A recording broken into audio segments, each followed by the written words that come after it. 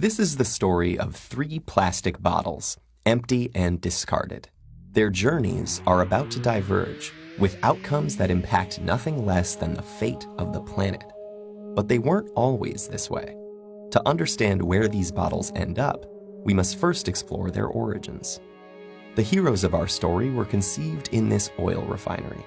The plastic in their bodies was formed by chemically bonding oil and gas molecules together to make monomers. In turn, these monomers were bonded into long polymer chains to make plastic, in the form of millions of pellets.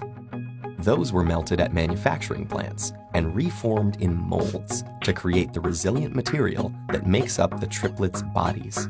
Machines filled the bottles with sweet, bubbly liquid, and they were then wrapped, shipped, bought, opened, consumed, and unceremoniously discarded. And now here they lie, poised at the edge of the unknown. Bottle 1, like hundreds of millions of tons of his plastic brethren, ends up in a landfill. This huge dump expands each day as more trash comes in and continues to take up space. As plastics sit there being compressed amongst layers of other junk, rainwater flows through the waste and absorbs the water-soluble compounds it contains, and some of those are highly toxic. Together, they create a harmful stew called leachate, which can move into groundwater, soil, and streams, poisoning ecosystems and harming wildlife. It can take Bottle 1 an agonizing 1,000 years to decompose. Bottle 2's journey is stranger, but unfortunately no happier. He floats on a trickle that reaches a stream that flows into a river, and a river that reaches the ocean. After months lost at sea, he's slowly drawn into a massive vortex where trash accumulates, a place known as the Great Pacific Garbage Patch. Here, the ocean's currents have trapped millions of pieces of plastic debris.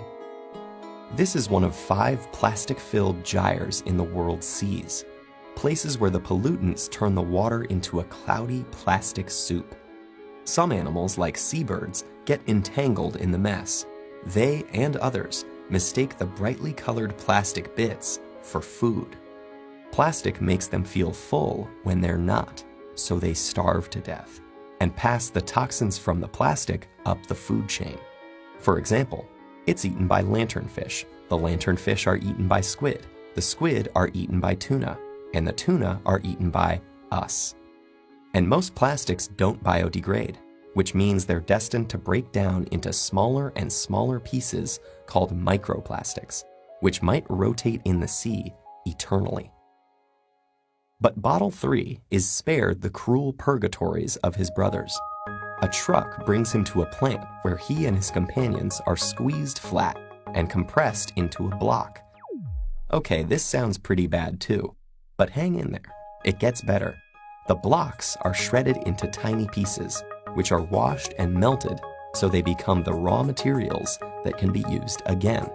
As if by magic, Bottle 3 is now ready to be reborn as something completely new.